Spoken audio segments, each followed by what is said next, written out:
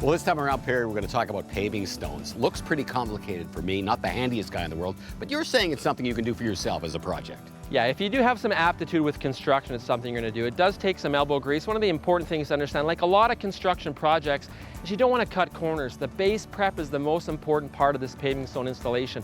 Whether it's a walkway or a patio, make sure you want to use road crush about 4 inches. You're going to use a mechanical plate tamper to tamp it in a couple inch lifts. Again, giving it a nice strong base. A good bedding sand for leveling, and then you use a polymeric sand to sweep into the cracks. That's going to set you up for longevity in a project you can enjoy for many years to come. Would it be the same process for a driveway? Yeah, driveway is much more involved, but again, same details. You're just going to go thicker with the road crush, up to 1 foot of road crush indeed. It's really important with the heavy weight of vehicles that you support that foundation properly before you get finished.